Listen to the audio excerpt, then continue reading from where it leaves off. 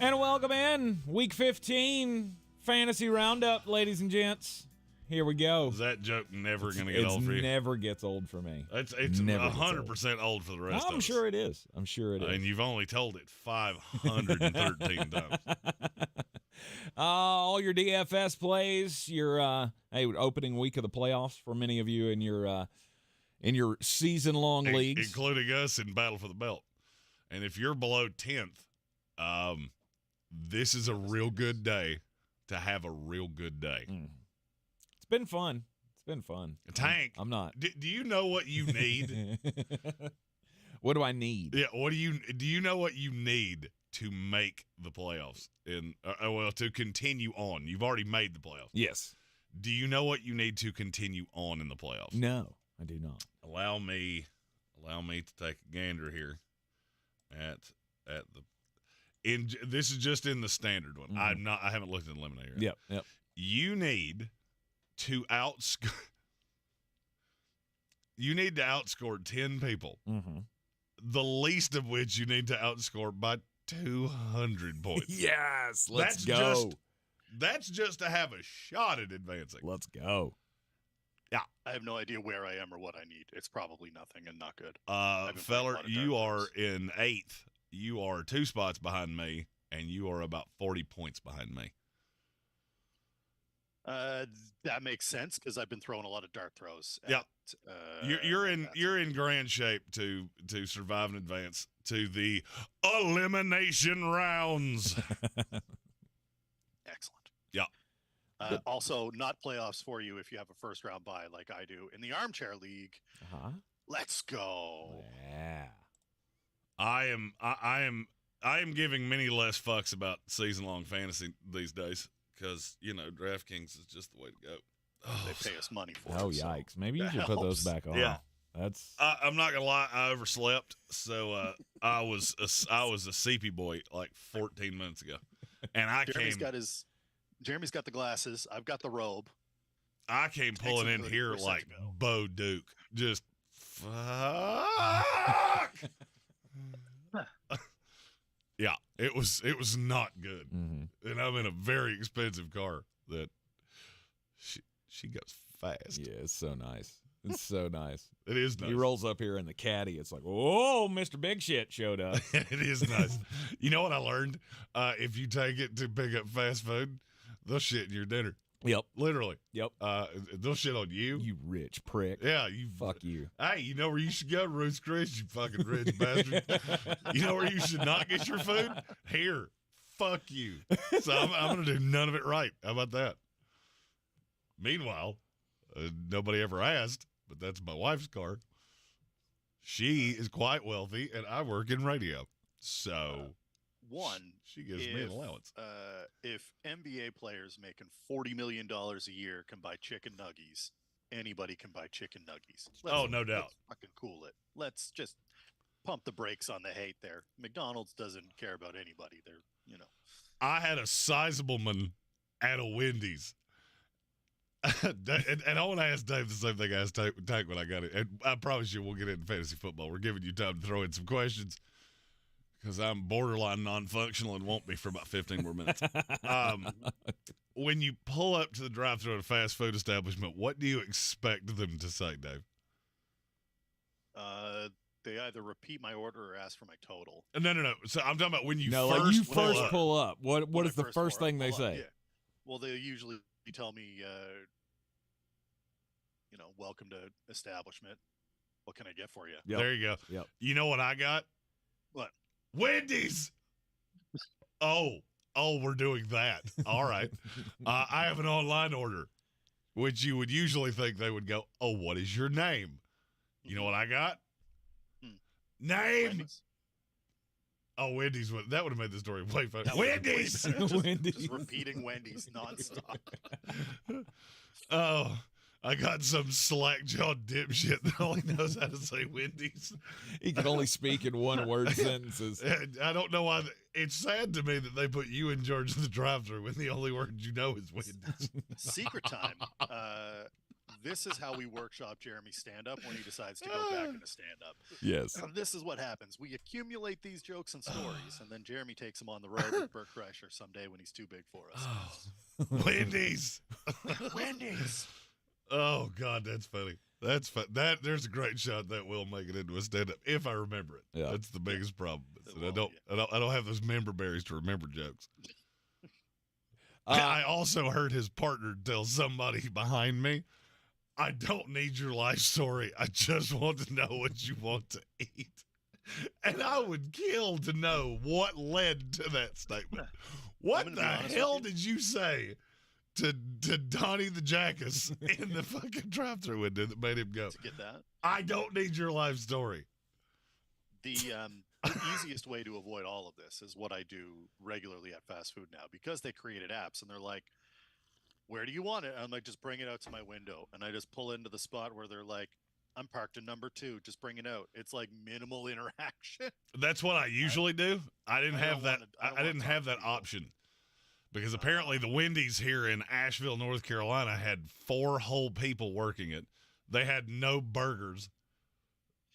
I did thoroughly enjoy when he looked at me and said, "We ain't got no meat." That happened to me at a KFC. I go, can I get and they're like, we got no chicken. It's like, how the fuck does Just- a Kentucky just Fried close. Chicken It's in your just name. close the doors? Yeah, why are you Okay? still open? Why is that sign still lit All right, up? so you're open to serve the masses what? A Biscuit. seasoned fry, You you want- dick? You want a biscuit and some potato wedges? Woo! We're vegetarian fried chicken now. I Noted- can noted substitute vegan your restaurant, 20-piece KFC. with 2 gallons of sweet tea and some coleslaw.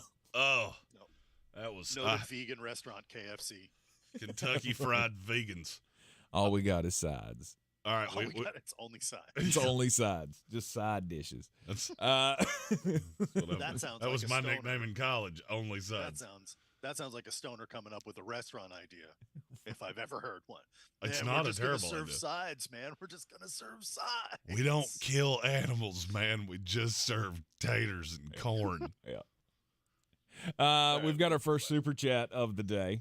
I'm your Huckleberry. Gage Camplin says, afternoon, you degenerates. Afternoon. Sleepers of the week. It's not in the afternoon yet. It's not even afternoon here. What the hell are you Oh, talking I was about to say Close it's enough, not I guess. afternoon yet. At least I hope it's not. Fuck, yesterday I woke up at 2:25 and went, well, this day's just shot. This day's just fucked on a cracker, isn't it? That's You impressive. didn't miss much from that first game, so Until I did. We'll get into that in a little bit. Sleepers of the day. I am all about Jaden Reed today. oh, He I got is Jaden Reed. Whole super lot of Jaden cheap. Reed. Yep. I am all about Wandale Robinson. He is Also like super Wandale. cheap. Other sleepers that I'm real fond of. Mario Douglas is back this week. He is the only receiver that's good at football for your team. And I don't know what Kansas City's going to win, or they should win. I shouldn't say they're going to. They because- should win by 1 billion. but they won't. They'll win by 12 and barely, and they won't do it clean because Belichick will take away Kelsey and they'll make him run the ball with McKinnon, and it won't work well, and they'll end up doing something. I'm not saying don't play Kansas City. I'm just saying I don't trust Belichick in this situation at Are all, you- especially if he's on a revenge tour. Are you playing a Kansas City running back? Because No. I feel like everybody in DraftKings is going to. Nope. I am interested no in thank Jerick you. McKinnon. I am not interested in Clyde Edwards-Helaire. I am not interested. Kansas City's running backs are a trap. It's a trap. Jerick McKinnon, Clyde Edwards-Helaire at $5,000 a piece. 51 and $5,000. No, thank you. Yeah, I'm good. Who are your running backs today? This is, by the way, you're going to very quickly figure out what my lineup looks like in DraftKings because there are 8 dudes that are that have sent Jeremy in full 6 to midnight, and I'm not wearing underwear right now. So it is very obvious We when. didn't need that. Well, it's also not true. It was just setting up a joke. If you just shut the fuck up. Number 1 is Kyron Williams, and if you're not playing Kyron Williams, you're doing it wrong. Correct. He's the number one. He's going to be the number one owned running back in DraftKings. Don't care. Might as well shit or get off the pot. Don't care. This is the first week in the history of DraftKings where I can have my number one quarterback, both of my top 2 running backs, my number 1 receiver, and 2 more receivers that are in my top 20. And then we get to tight end, and I go, uh-oh. All right. Looks like we're going to be just cheaper than shit. Yeah. I mean, you're going CMC. Oh, 100%. Last time he played the Cardinals, he had 51.5 points, and I won't be shocked if he does it again. Since week 10, he's put up more than 20 every game except for last week where he put up 19.3. So you might as well call it 20 points. He will have a day for sure. I might be leaning towards old D-Rock Henry. Really? Houston's not that great. You got a lot of faith in the Case Keenum-led. Is that not the weirdest story ever? Like, we put in Davis Mills last week. Who's going to start this week? Case Keenum. Keenum. And we got everybody ready to play, but we're going with Case Keenum, which was a really nice way for D'Amico Ryans to go. Davis Mills blows dead bears, and we gave him a chance to not blow dead bears, and then he was just fucking. He did it anyway. He was molars deep in a bear. Just I also like Bijan today. Did you like that? Good one. Yeah. Bijan Robinson today. Bijan is another one that I was super interested in. I can't tell you I'm going to be able to get him in. He was my 4th running back. Mm-hmm. Mm-hmm. After that, I don't like. I'm not going. I was about to say, name me another running back that you even half-ass like today. No, I don't. The answer is I don't. I don't really. It's ugly out. You just pay up. Today you're paying up at running back and you're cheaping out basically everywhere else. I tend to agree because there are a billion D receivers that are real cheap, and I like them all. Mm-hmm. Jaden Reed at the top of that. Yeah, no doubt. At the top of that. I'm your huckleberry. Gage also asked us, Samuel or Ayuk in a Purdy stack. I feel like we have this question every single week. So it's been Debo the last 2 weeks. It's probably Samuel this week. The only thing I will tell you is we're an hour down the street from Bank of America. Hour and a half, hour 15. Yeah. It currently looks like the end of days outside. And it looks like at any given time, it could just start piss pouring rain. Mm-hmm. And it's going to do that basically over the duration of this game in Charlotte. Mm-hmm. So, I mean, do with that information what you will. I have zero interest in Brock Purdy. I have zero interest in any of the receivers. I was going to say, well, but what does that have to do with San Francisco? Atlanta's in Carolina. Yep. I don't know. I don't know. All right. I had a list of things to say here. Uh-huh. And and Charlotte weather was at the top. Okay. And so all right. I went full Ron Burgundy and I read what was on the fucking prompter. Whether it was asked or not, it doesn't matter. I was just trying to piece that together. You sure did. Here's how my brain got there. Uh-huh. I was trying to get to I am interested in Bijan Robinson. Uh-huh. And in my head, I got to Christian McCaffrey, and I just went, nope, nothing else matters. Nope. Yep. We're merging whether you let us merge or not, sir. Yes. Samuel or Ayuk? Ayuk. That's what I want to say. That's what I want to say, too. Or is it Kittle? Here's the I thing. like Debo's Kittle. Or is it Kittle? I like Kittle because I hate damn near every tight end this week. Who are they playing? The Arizona Cardinals. Who are not as bad against tight ends as you think. Are they not? 10th fewest fantasy points allowed to tight ends in the NFL. It doesn't apply to Kittle. That is true. It does not apply to Kittle. Yeah. Well, I love how he's dating. Okay, let's take a pause for the cause because I can't speak words right now. What? I like how he's doubting a fucking fact that I just said. Who? You. No, I'm just looking at the screen here. Because I said that, and you went, I don't know. But Are they? That was a fucking fact. That wasn't an opinion piece. Okay. Damn it. They are the 10th best team in the NFL against tight ends. Mm-hmm. That's surprising as hell. Was to me, too. Got him. It was surprising as hell to me, too, because I looked at George Kittle originally and went, oh, that's who I want. Mm-hmm. Nope. Nope, I don't. Debo will get rush yards. And if you feel like Arizona has nothing to stop Debo, I think you're safe playing Debo. Ayuk will get targets, but if McCaffrey busts along one and then they give it to Debo on an end around and then they're up 14-0, chances are Ayuk's targets are going to go down. Ayuk has the lower floor of everyone on that team. That's how the offense has always worked. Brandon Ayuk will get 4 or 5 catches no matter what, and it'll be 40 or 50 yards. He might get a tutty. If they're in a close game, he'll get more because he's the guy that moves the chains on a regular basis. He's their number 1 or 2 option when they're throwing the ball. However, we saw last week, McCaffrey runs a play. Debo somehow gets left wide open and just outruns everybody. God, he's fast. For a man that big, he is quick. And then all of a sudden, Debo has 2 tutties, and you're like, well, where's the love for Ayuk? And it's like gave him 4 and 72. What do you want?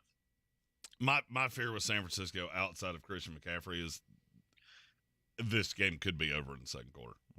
Absolutely. Now, I say this every week. If a game gets out of hand, it had to get there somehow. So I just think there's a ceiling on everything San Francisco outside of McCaffrey. Yeah. And the reason that I'm so dead set on him, they don't have anything that can stop him. He annihilated them the first time they played because they just had nothing. Oh, we've got all these linebackers. Yep, they all suck. One of them's real slow. Another one's real fast, but has the instincts of, I don't know, a squirrel that sees a Freightliner coming right at it. Should I go now? How about now? How about now? And dead. And dead. That's if I'm playing the San Francisco 49er, that's the one. Yeah. By the way, the Cardinals they shut out every tight end that they played it early in the season. Last few weeks, though, tight ends gotten into the end zone more often than not, and they had that 2-touchdown, or Higbee had that 2-touchdown game against them 2 weeks ago. Which was the only 2 catches he had in the entire throwing game. that out there. He didn't mean to. Big difference between him and George Kittle, though, right? Yeah, that's not really – so I've always been called the tight end whisperer, and the reason for that is because it ain't that fucking hard to figure out. It doesn't really matter how good the tight end is. If you're good at defending it, you're good at defending it. Mm-hmm. And that usually means you're running the opposite of a funnel. In the NFL, there's basically 2 ways that people play defense. Either we're good enough to straight up beat you, which is what you see teams like the Cleveland Browns do, teams like the Jets.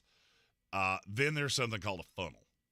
And that basically means that we have a serious fucking weakness somewhere, but we don't want to get bled like a catfish. So I'm going to push the safeties to the outside to try to deal with the outside receivers because I know if I don't, 1-on-1, the corners are just going to annihilate me. Minnesota does this. What does that do? That leaves you wide ass open in the middle. That's what always killed the Arizona Cardinals, is that the safeties were playing so far to the outside that all a tight end had to do was run to the first down marker and sit down in the middle of the field. Because I'm deep enough to get over the linebackers, and the safeties are irrelevant to me. Well, they don't do that anymore. Jonathan Gannon has completely changed that defense. So you can still get a good-ish day. You're just not going to have that outrageous day. I think Kittle's real safe in a day that I don't like a lot of tight ends. I don't love him. Yep. Because there's a much cheaper option that I think probably does the same thing that Kittle does. Okay. Have we attacked any of these questions yet? No. Let's go to Jonna. CEH or Hopkins in the flex tonight? It's the first of a 2-parter. I'll go Hopkins just because I really don't like Allaire today. Yeah. And then quarterback, Fields or Love? You know, it's funny you asked this. There is one quarterback that I'm playing. If I was playing a second one today, it would be Jordan Love. So I'll go Jordan Love. Really? I have a rule. If you have 3 receivers that I want to play, you're probably a pretty good fucking choice. And he has that. You want to play them all? I want to play Tucker Kraft. I want us to do karate in the garage together because he's $3,000 on DraftKings, Okay. which is very cheap. Jaden Reed is almost a guarantee in all of my lineups. Yeah. And I don't mind Romeo Dubs. Okay. No Fields against the Cleveland Browns. No. I feel like that one almost answers itself. That defense is really good. Mm-hmm. That offense is not really good. That's one of the lowest over-unders of the day. I don't see a ceiling for Justin Fields. They're going to spy him pretty continuously with Jeremiah Owusu-Koramoah, who's one of the fastest linebackers in the league. Mm-hmm. Do you agree with all of that there, AC? Yeah, I was trying to find a way to see it. Cleveland's been bad. They've been really bad, like defensively the last couple of weeks. But I feel like this is just a gross fest waiting to happen. I don't trust it. I like some pieces on Cleveland. I don't love the Bears. They've been so. I don't want anything from the Bears. Happens. I don't see how it happens. Especially if there's no DJ Moore, and he is very questionable. Mm-hmm. Yeah. Kelvin Joyner has a pick 2 here. Oh, these are fun. So it's basically a set 1 of the 3 choices here. Ford, Swift, Singletary.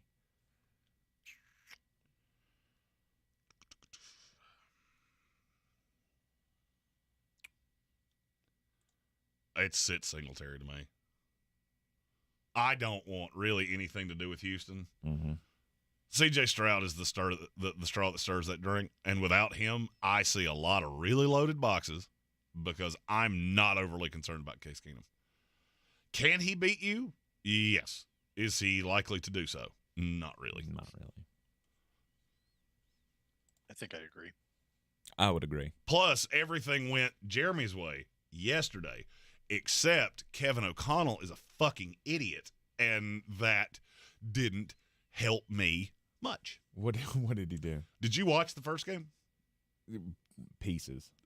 Dave, did you watch the first game? Yes. How obvious was it that they converted that 3rd and 1? It was incredibly obvious. They got it by a yard. Yeah. By a full not fucking even- yard. Mm-hmm. Mm-hmm. Then one of the Bengals kicks the ball. So they placed the ball. It was on the ground. A Bengal kicks it. The spotting official stepped back a half a yard and fucks the spot up. Mm-hmm. This is the most obvious review I've ever seen in my life. It should have been one of those expedited reviews. So what's Kevin O'Connell do? All right, what do you do in that situation? You know definitively it is now 4th and 1. We're on the 40? Mm-hmm.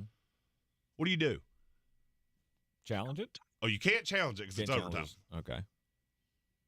You sit here and wait for the whistle to go off. Mm-hmm. And if it doesn't, you call a fucking timeout. Yeah, call a timeout. You know what you don't do?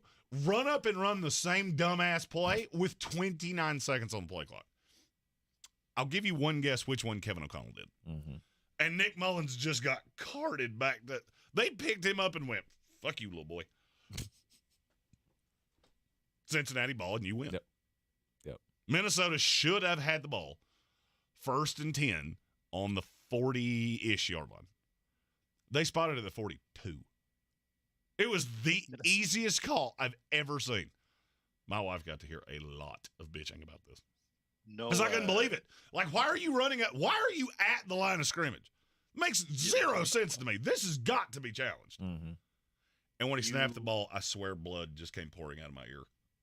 Minnesota should have been up like 21-3 in the first quarter, but Nick Mullins got a real special way of intercepting himself. Holy picks. One in the red zone, which was fabulous in itself, but that one where he's trying to get it away while he's being sacked. Threw it into a lineman? I needed only a Minnesota victory yesterday and a Jets victory today for us to be this close to the Aaron Rodgers rehab tour where he plays the Washington Commanders next week, beats them by 455,000 fucking points.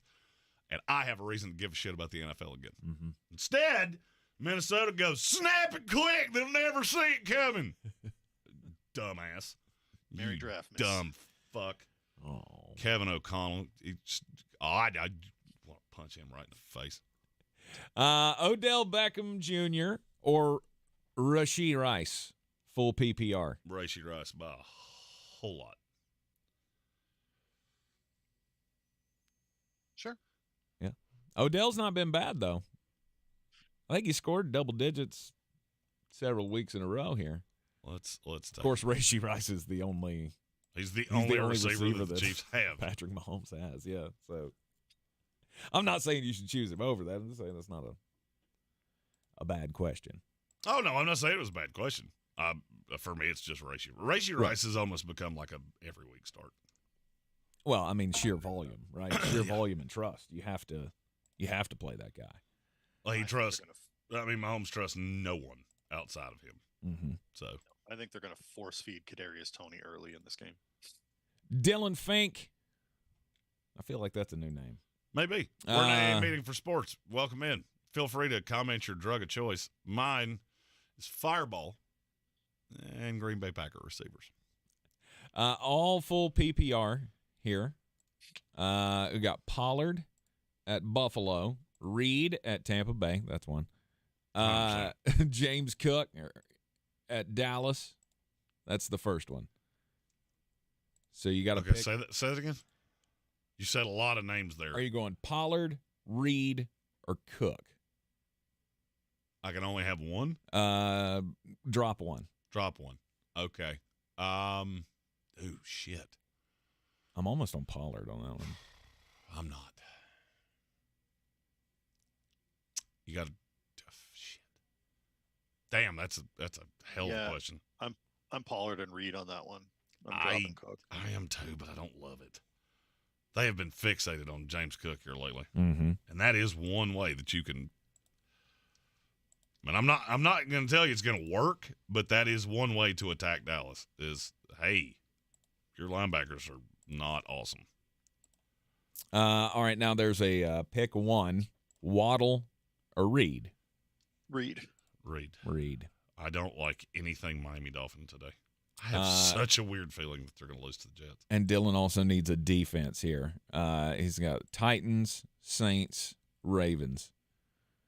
Titans against Houston, Saints against the Giants, Ravens against the Jags. Saints. Only because I don't really believe in Tommy DeVito. You shouldn't. Rob Johnson. How many quarterbacks in the NFL would have a higher or would have a lower QBR than Tommy DeVito if he qualified? None. Would you like to hear the list again? Just my team, right? Nope. Even your shitbird quarterback would be ahead of Tommy DeVito. Fuck you, Cutlets. Rob Johnson has a flex question here. He wants to know Jerome Ford, Rashee Rice, or Devin Achane. I don't think Achane's going to play today. I think it's Ford, but I like Rashee Rice too. I like Rashee Rice, but I would be on Ford. Yeah, I feel like Ford's markedly safer. Yeah, Ford has tutty potential. Even if he has 20 or 30 yards rushing, even if it's a gross fest, there's a chance that he falls into the end zone. Kareem Hunt could also steal those because Cleveland doing Cleveland. More than once too. I see Jerome Ford having one of those 2-touchdown 40-yard games. Sam Howell, Jordan Love, or Kyler Murray at quarterback for Rob.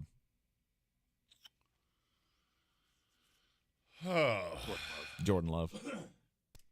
I like Sam Howell today too. I like Sam Howell a lot today. I feel like Sam Howell is somehow going to go weirdly low-owned. He's absolutely going to go low-owned because everybody's going to be on the other side of that. Everybody's going to be on Matthew Stafford, and guess what? I'm one of them. Mm-hmm. I don't care. Sometimes everybody does something because it makes entirely too much sense to not do it. So yeah. Which receiver are you stacking with him? I want to see if we're on the same page on this. We didn't talk about this before the show. I mean, I've got Cobb. That's the one I want. I feel like everybody's going to be on Nakua. I saw Cooper Kupp's price and went, that feels stupid. No. Do you want to know who everybody's going to be on? DeMarcus Robinson. Yep. And 30% ownership. Yeah, and I'll pass on that. I will absolutely pass. Go ahead. Own them all you want. Also, strangely high owned, Ezekiel Elliott projected to be higher owned than Christian McCaffrey. Oh, you want me to tell you why? Because he's cheap as shit, and he looked good last week. Mm-hmm. I like Zeke as a Patriot. I enjoy what he brings to the table. I think there are better running backs to play. I will not have Zeke today. No. I can tell you that much. Michael Meadows has a start 2 question here. Kamara, Barkley, or Brees Hall?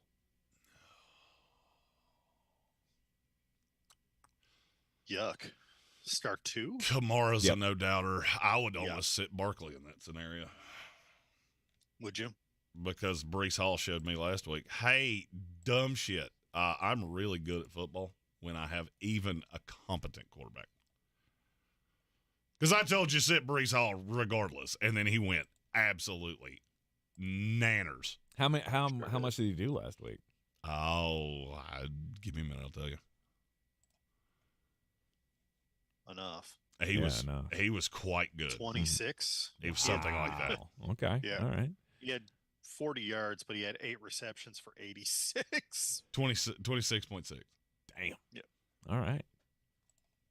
Kamara and Hall is the answer there. And then he's got wide receivers here. He needs 2 of these, so sit 1. Cooks, Elijah Moore, and Demario Douglas. Sitting Moore? Yeah, the no doubt connection between Joe Falco and Elijah Moore, it's just not really developing into anything. Mm-hmm. He's getting targets, but he's not very good. I don't expect him to be good today. Do you? Falco or Elijah Moore? Just the Browns' offense in general. I don't want any pieces of that. I want to say the over-under in that game's like 34. Under. And I would take the under. Yeah.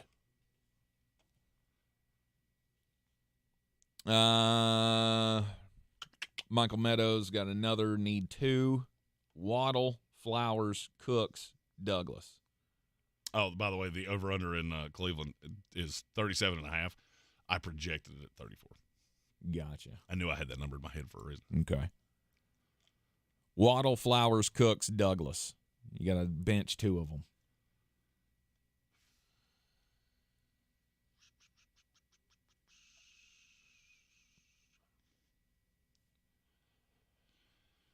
Waddle is one of the ones I'm sitting. Mm-hmm.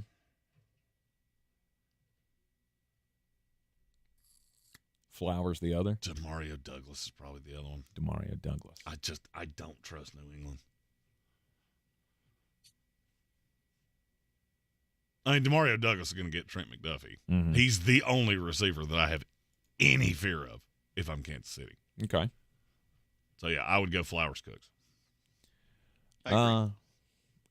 Njoku or Jake Ferguson at tight end? They're a whisperer. Let's look to the rankings, shall we?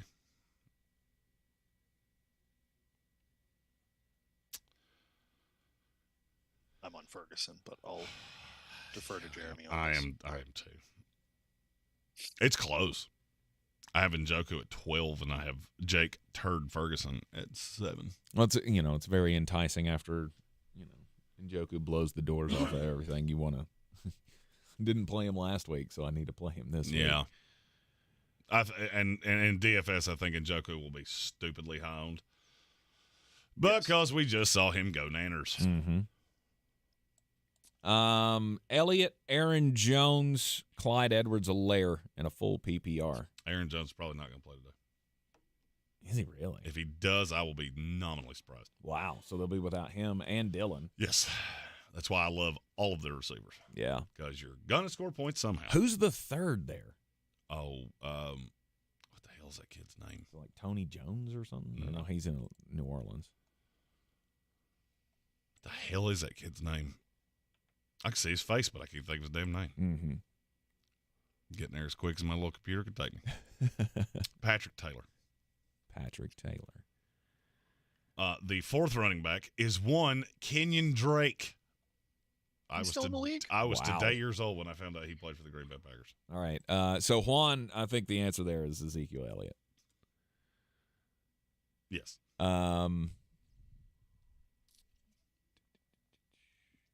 PPR with yardage bonuses. Tom Dennison wants to know, should he go with London, Tajay Spears, or CEH in the flex? I think I'd go London there. The sheer volume that he's getting.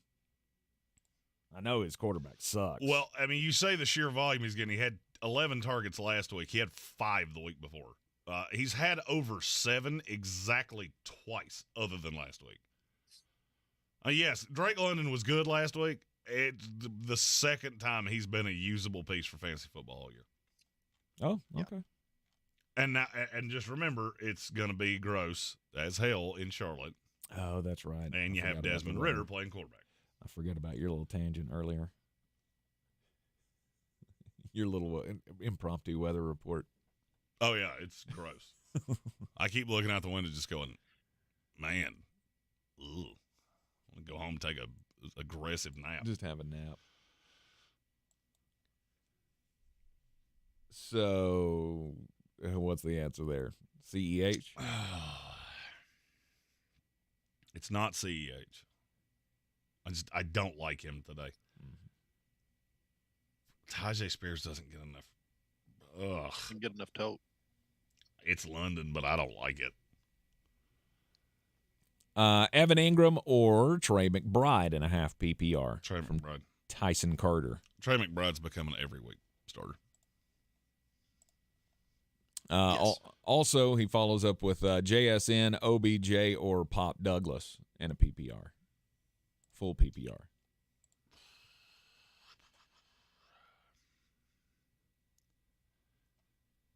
OBJ. I can't trust Smith and Jigba with probably Drew Lock playing quarterback. No. I guess I'll go OBJ. I kind of want to say DeMario Douglas, but that's just because I love him. Armchair Stephen Tao was asking for a Super Bowl MVP Joe Falco lineup. Do you have one of I those? dropped it in the chat. Oh, you did? Okay. Flacco, Ford, Kyron Williams, Murray Cooper, Cooper Kupp, Jaden Reed, David Njoku, Jahan Dotson in the Packers defense. Eliminator invites, Jeremy? Just send them out. Just send them out. All right, good deal. We did the Shakira Douglas.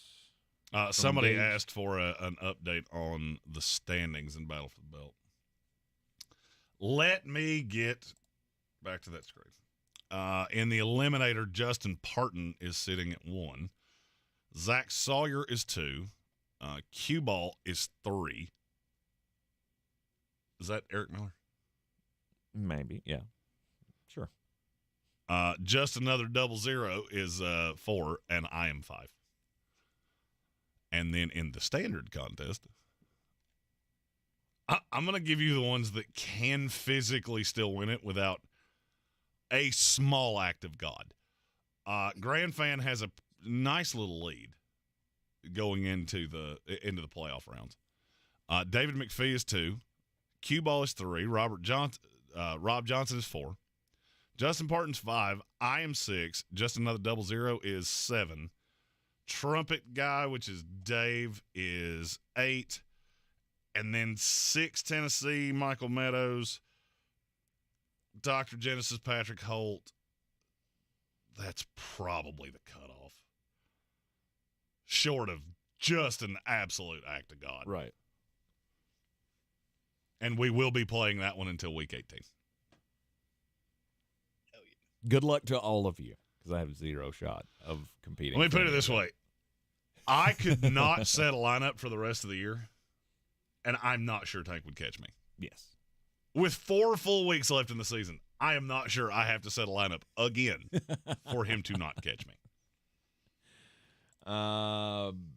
Let's see here. Tron 2484 says, so, hey, fellas, so lost Herbert. My quarterbacks now are Kyler Murray, and picked up Falco. Now my question is, should I go pick up Gardner Minshew and drop Falco? Gardner doesn't help you today, obviously. No, you're right. Let me look at their schedule moving forward. Boo! Yeah, you should. They play the Falcons, the Raiders, and the Texans. Nice. Yes. Go do it. Should do that. Go do that. Go do it right now. DFS defense, you going Browns or Bills? What's Browns? Yes. Not the Bills. Not the Bills, for the love of God, no. The Bills could get deep dick down in Dallas. They even could though get they're deep dick by Dallas. Up in Buffalo. In Buffalo. They could get dick down by Dallas in Buffalo. Yes, there you go. Yeah, I'd definitely go Browns today. Agreeing with Tron there in the comments. Tron did also say it's a very rainy day in Cleveland. Is he in Cleveland? Jerome Ford. Exactly. Got a lot of Cleveland love on this show. I mean, for the city that posted my phone number on Reddit, I do appreciate all of you Brown fans. Yes. Now, the one of you that posted my phone number, it's probably from when you were shitting all over the Bengals before they got good again. oh no, that was no. The one that posted my phone number came from some Baker Mayfield shit. No. So we do love all of you Brown fans, except the one that posted my phone number, and you should go have very vigorous and anal sex with yourself. Because that was not a fun week. Change Tron's name to Skyline Chili, just so we can know. Yes, he was born and raised. Indeed. Mm-hmm. Cheers. Falco, Michael Meadows says, yes, it's that bad. Falco, Carr, or Mayfield for one of his lineups?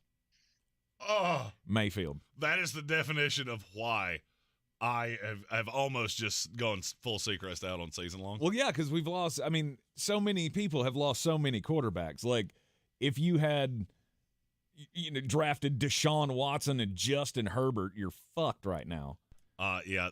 The beauty of that for me is that my strategery in damn near every season long league I was in was to draft Pat Mahomes and Tua Tagovailoa, and I have already hijacked multiple leagues. One of them I held on to both like a dumbass. And now I need a small act of God to make the playoffs. Mm-hmm. But if I make the playoffs, you don't want me to make the playoffs or I will fuck your world up. Right. Because I built this team for the playoffs. So, Stephen Tao, you are one of the ones that needs to win to keep me out. Yeah. I highly advise that you do. In Michael Meadows' scenario, though, I'm saying Mayfield. Don't listen to him. He is not rational when it comes to Baker Mayfield or the Buccaneers. He will score more points than either of those guys this week. Green Bay is going to destroy them. Do not go Baker Mayfield. Mm-hmm. Gonna do it. Is Zach Wilson available? There's a question I never thought I'd ask on a fantasy show. Jesus Christ. That's where we are. I would, with what you asked, I would go Joe Flacco. Even though it's a gross day in Cleveland. Mm-hmm. It's also a cold-ass day in Green Bay, and that is slick-ass grass, and he has already been whining about it. Are we not going Derek Carr in a dome? No. Derek Carr touched the Space Jam ball. I'm reasonably sure that there's something in his contract that says they have to be allowed to hit him in the head with a hammer every day, and he is getting dumber and dumber and dumber and dumber and dumber. If Stone Sports is here, he would agree because he fucking hates that guy. I don't know what happened to him exactly. You know what happened to him? Josh McFucking Daniels. You're not wrong. He broke him. You're not wrong. He was an okay quarterback. He was really like, for a bunch of years, he was like the epitome of like just above league average. Like better than Ryan Tannehill, can absolutely win you games, not lose you a whole bunch. And then I don't know if he like ate uranium or something, but it's awful. It's awful. Well, I mean, he traded one of the worst positions of all time, right, with a head coach with Josh McDaniels, and then he goes to New Orleans where he's got Pete Carmichael. That's supposed to help me out. Well, I mean, for many years, Derek Carr was very similar to Kirk Cousins. It wasn't sexy, but Get the job done, though. He got the job done. Then he went to New Orleans, and now he plays like Kirk Douglas, who's either a billion or dead. I don't remember which one. And frankly, for this analogy, it doesn't really matter. Right. And before somebody gets mad at me, if Kirk Douglas is dead, he was 144 fucking years old. Yes. I promise you he didn't wreck his Harley at Bike Week. No, sir. He did not. That is probably the line that I use my wife hates the most. Anytime somebody really old died yesterday, and I can't remember who it was. I went, oh, shit, he wrecked his bike wrecked his Harley at Bike Week and just rolled her eyes and walked out of the room. Mm-hmm. Tom Dennison has another Demario Douglas question. Is it Pop Douglas or Drake London? Oh, that's a good one. That's a damn good one. It's about the line, isn't it? I like Pop Douglas. I would go Douglas solely because I trust him more. I don't know that I have him ranked above him because I wasn't 100% sure he was going to play. And I'm still not 100% sure he's going to play. He's got no injury designation. Really? Not a one. Damn, I need to Pop Douglas, not one. Yeah. Damn, I still had him as questionable. Okay. All right, so that would push him up. That would get him in front of Drake London. Yeah. So I'll go Demario Douglas. Matthew Hoffman's screaming for the Miami-New York over. You in? Or you out? That feller, he's choosing violence. It's purge time. The over, hey? That's one of those that I hear somebody say and I just go, holy God. I mean, I can't do it. It's my team. What's the number? It's not very high. 37 and a half. All right, let's do this. I mean, if there was a game today on the slate that could go over, because the early slate, 41 and a half, I think is the highest over. That's the Buccaneers Packers. Mm-hmm. Every one of those games early is, which by the way, when you're building lineups, you should be playing more late. I have an entire lineup that's only late games. I have a piece or two of the early games, but not much. Which one of these games destroys that over-under? Which one? If I had to, so you're telling me one of them kills the under or kills the over? Yes. Bucks Packers. So then you're not taking the Jets over. No. Not with that defense. No. I think people are in love with the Zach Wilson nonsense that happened last week. Oh, Zach Wilson could still blow dead bears. It doesn't change the fact that Tyreek Hill is, if he goes, he will be largely a decoy because he is hurt. Yeah. They're leaving it up to him, which means this is the Miami Dolphins with only Jalen Waddle. I've read this book. It doesn't go the way you want it to. And with that defense, with 4 backup offensive linemen, you do realize that they're going to be playing a center that they signed, 3 days ago? Yeah, they're not good. Yeah, Quinnen Williams may actually forcibly have sex with Tua Tagovailoa on camera. We may see. It may look like the Senate meeting room. No doubt. We may see. Hey, Tua, it looks like you blew a seal. It's just ice cream, I swear to God. I love the Jets today. And I know I'm biased. I got it. Hammering the Jets defense at 2,500. Oh, yeah, I have the Jets. The Jets is the defense I have motherfucking everywhere. I know we have some more questions, but I got to ask. There are 2 games that, if I can speak fucking English, I've caught what Jeremy had. There are 2 games that are absolutely going to smash their over-under totals in the afternoon. And I'm curious if you have any interest in stacking Josh Allen and or Dak Prescott playing the high-owned everything and then just smashing out on the cheapies to end. I do, and here's the reason I do. And I say this every week. I use the PFF ownership projections because they tend to be the most accurate. Matthew Stafford's going to be the highest owned quarterback. Sure Purdy's is. 2. Sam Howell is 3.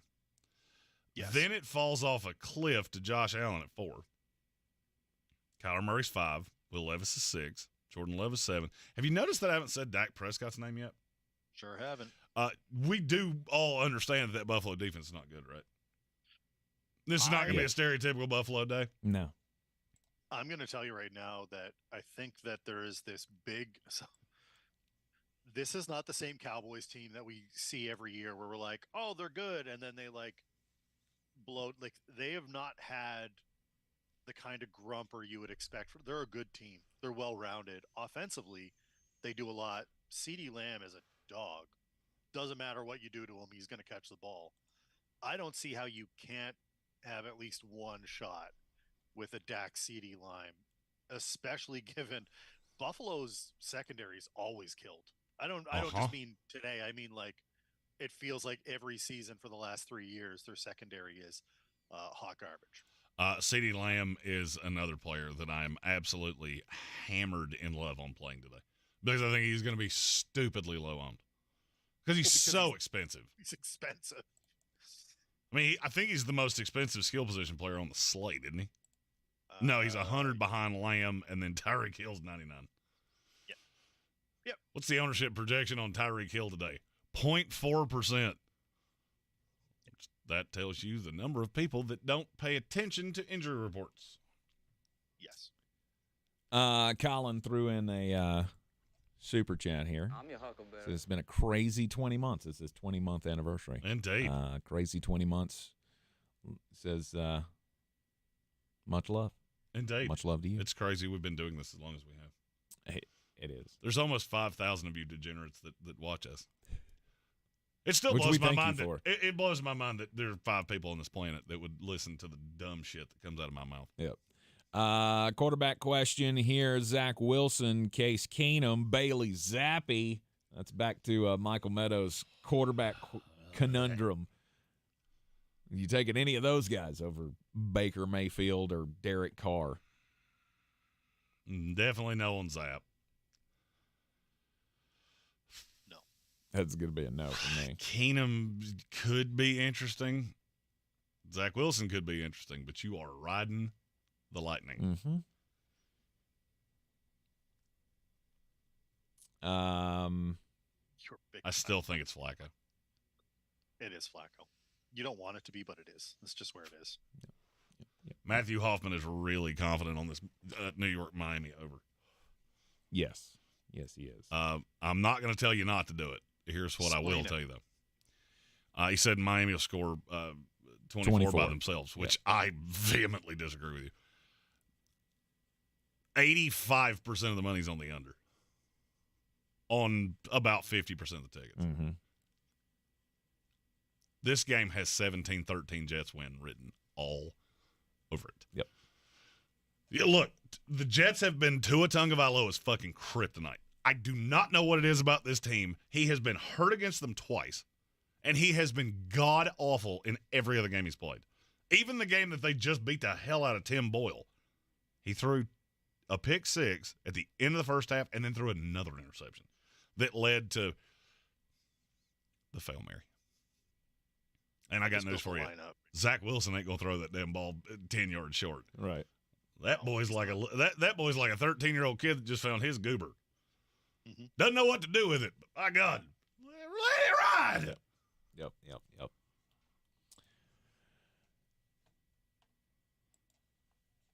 So, am I the only one that thinks the Jets are going to beat the Dolphins today? Yes. Okay. Yes. It's the jettiest thing you'd ever see. I mean, I get where you're going. I get the path that you're going down. It's the false hope. This is the moment where they raise the false hope. I'm telling you right now, this is not false hope. Yeah. If the Jets win this week, Aaron Rodgers will play next week. I have that on good authority from somebody that knows way better than anybody you hear on fucking ESPN. I promise you. I got that directly out of the mouth of one of the people that has to sign off on this. Yeah. So, but that's what I'm talking about. The false hope. You open up you open up the door for Aaron to come back, and you think it's just go pick up and be. No, roses? I think the thought of Aaron coming back is enough to incite this team. They were also completely embarrassed by Miami at home, and this is a revenge spot. This is hey, we're still – all right, I'm going to go on a little rant about the Jets because we're caught up on questions. So I feel like a lot of you have forgotten how talented this team is because of how bad they were with Tim Boyle. And that's not coming from me. That's coming from them. I'm super connected to that team, and a lot of them are getting really tired of being told how bad they are. Garrett Wilson is the biggest one of those. Now he gets a spot here with Jalen Ramsey, who is a really good corner, but he's a very splashy corner. Nobody runs more double moves than Garrett Wilson, and I think he is going to eat Jalen Ramsey alive. If he wasn't so damn expensive, I would be all over him in DFS. But he is. And I don't trust Zach Wilson. I do trust that defense, and I think that defense is going to come out with their fucking hair on fire. Just like they did last week. They killed C.J. Stroud. Oh. Nope, not me. I'll return. Yes, indeed. I can't see it. I can't see New York doing it again. If they were ever going to do it, this is the spot to do it. I mean, I guess because the biggest Miami team isn't it, right? Like this isn't the Miami team that put up 70 on Denver.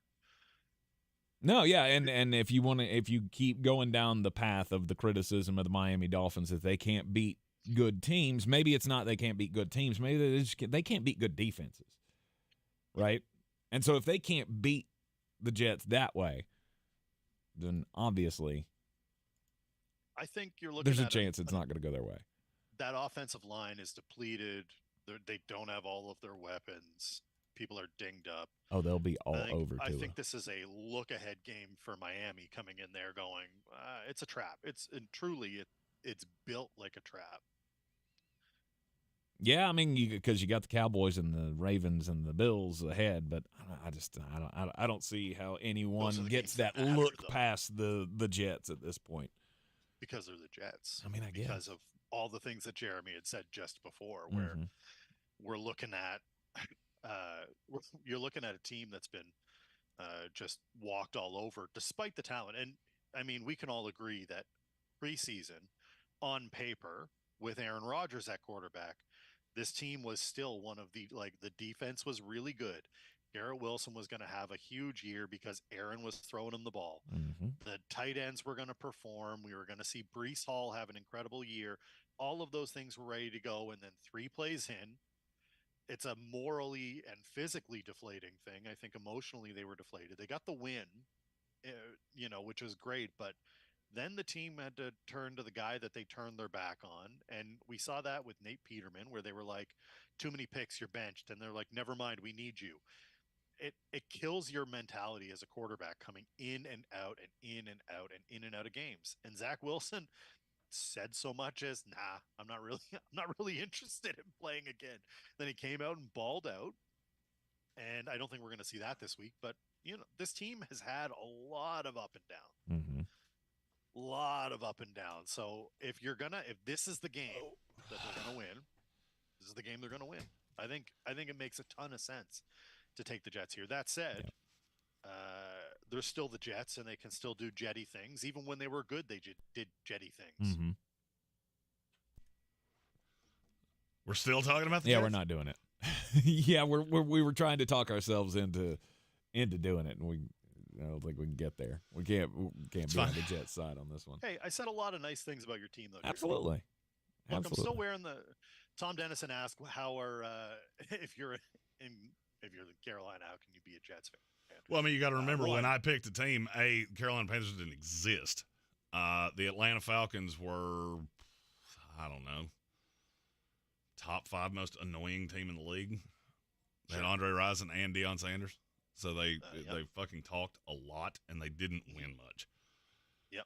The Titans were in Houston, so there was really only one team that was even kind of close to here. And my father's been a Jets fan since the '60s. So, and I learned at about 7 years old I get much cooler shit if I pull for the Jets. Right, and I'm not a Jets fan. I'm a Bucks fan. So, it's the same thing. The Carolinas. Born and raised in Yeah, born and raised in an area where there was no Carolina Panthers, and we weren't going to be Redskins fans or Falcons fans. And I got family that lives in Tampa, so that was another part of it. The vast majority of my family pulled for Washington, and they were, even at 8 years old, I was like, wow, y'all are really fucking delusional. I don't do that. I'm not saying all Washington fans are delusional. The ones in my family are. Right. And I'm not in the Carolinas, and I'm not a Jets fan. This was part of a charity drive that I did. I raised money for colon cancer and men's mental health, and part of it was if we got to a certain dollar figure, I would spend my own money on Jets merch to wear on stream. I am actually a degenerate Patriots fan. He's the first person ever to be wearing a Jet shirt and a Patriots hat. Because I gotta keep something, Jeremy. I gotta keep something. Yeah, I'm not wearing enemy colors. Bear. No. No. Listen, I promised I would wear this. I didn't promise I would buy in fully to the non-sensory. Exactly. Jets, Jets.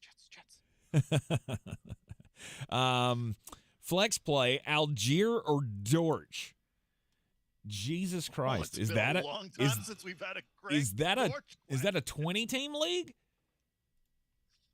I mean, how killed do you have to be to get to Greg Dortch? Do you remember the throes of the Greg Dortch era, Jeremy, when we were last year? I've always thought Greg Dortch was a pretty good player. He is a good player. He's just not getting the tote. Right. He's just not a part of the equation anymore. I think Algier in this case. Yeah. How many snaps is Greg Dortch playing a game? I can answer that. Look that up. If it's higher than 20%, I'll be shocked. It's higher than that. I can tell you that much definitively without even looking. I can tell you it's more than that. Let's see. Greg Dortch. In the last 3 weeks, he's played 75, 76, 69. Really? Yep. Good for him. Does he have any targets? Yeah. To speak of? Let's see. He scored a touchdown a couple weeks ago. He has scored 13.6, 11.7, 2.9. He was not good last week. No. All right.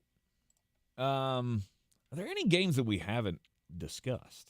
Oh, we still haven't answered that. We still haven't answered the question. What question? Algier or Dortch? Oh, we believe it's Algier. I understand why you asked it, but I'll go Algier too. Just in the interest of agreement. Mm-hmm. I think Dortch is a dark throw.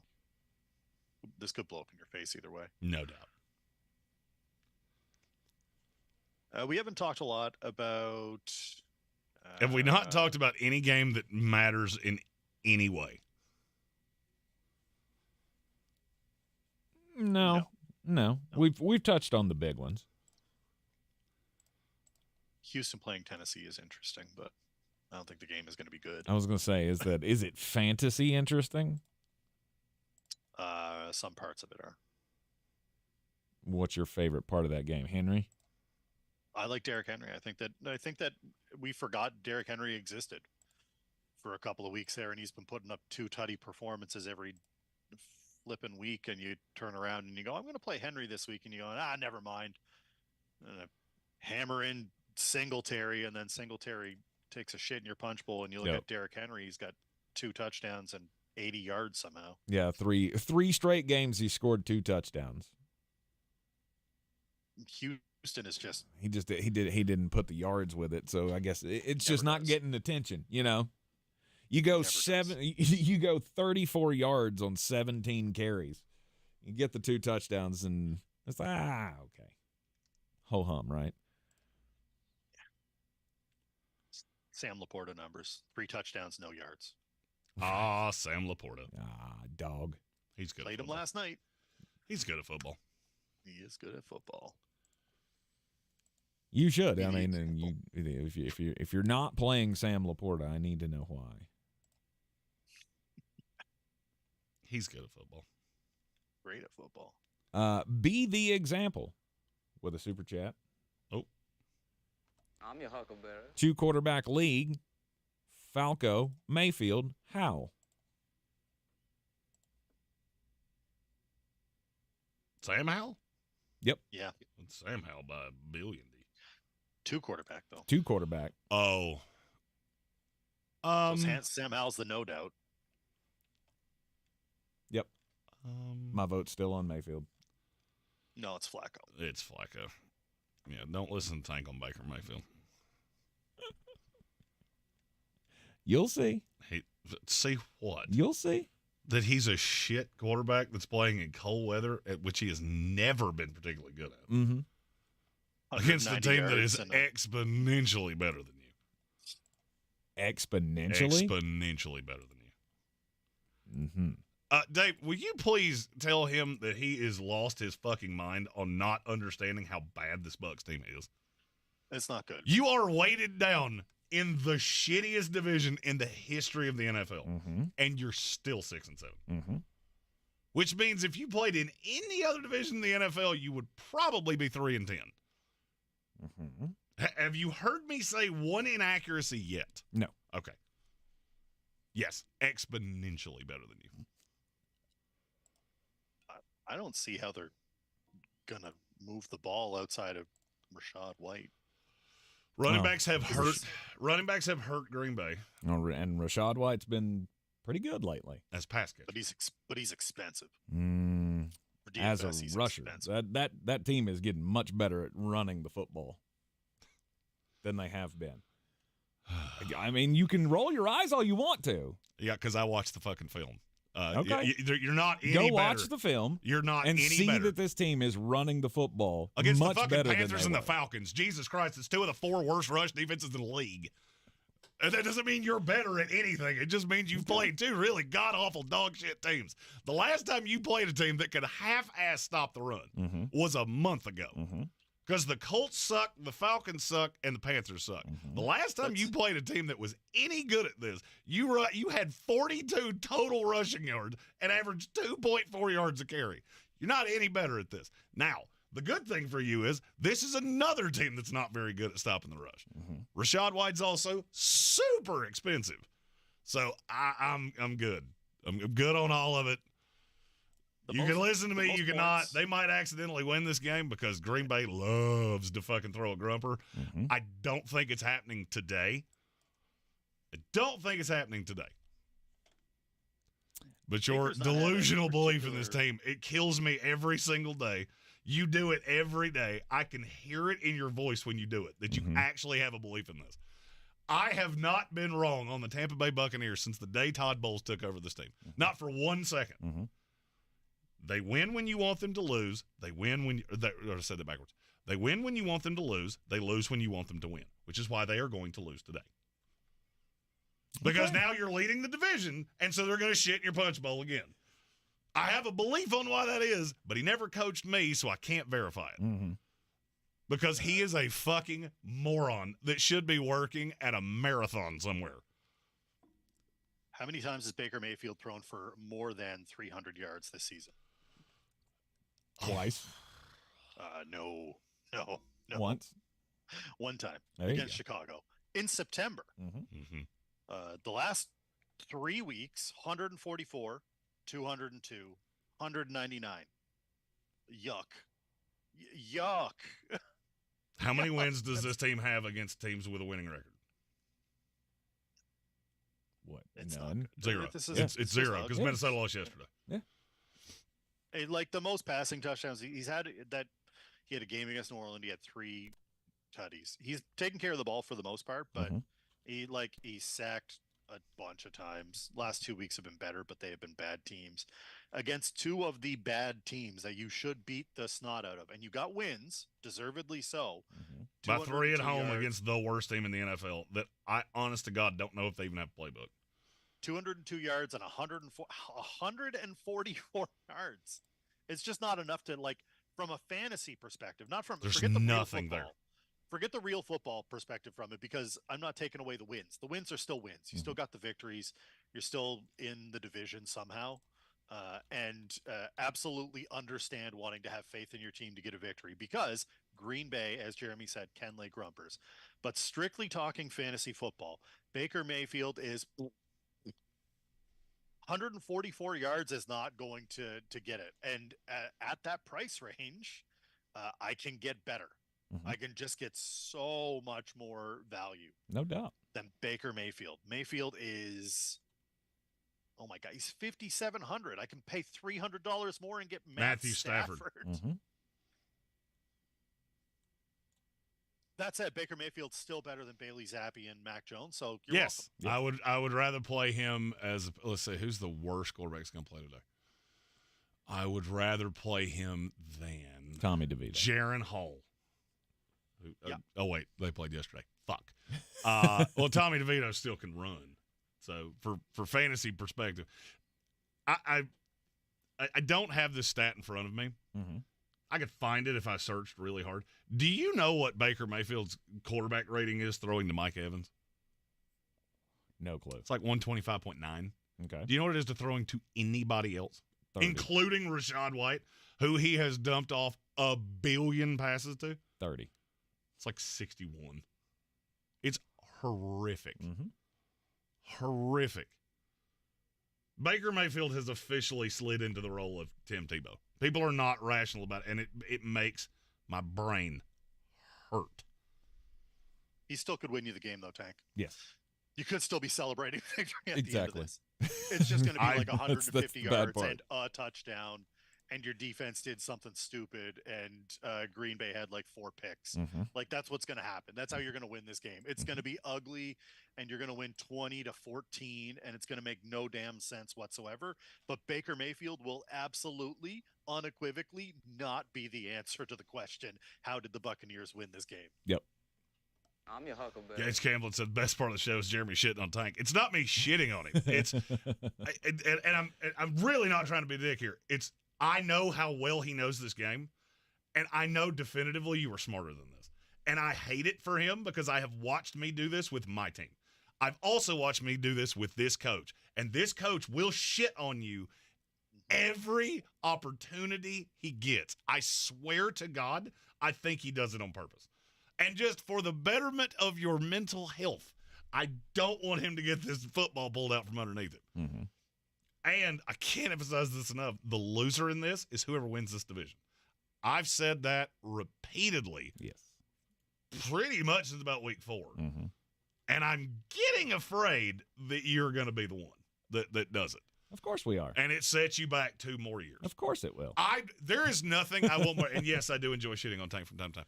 There is nothing I want more than to break the news of Todd Bowles being fired by the Tampa Bay Buccaneers, because they could hire the fucking janitor and they would be in better shape than they are.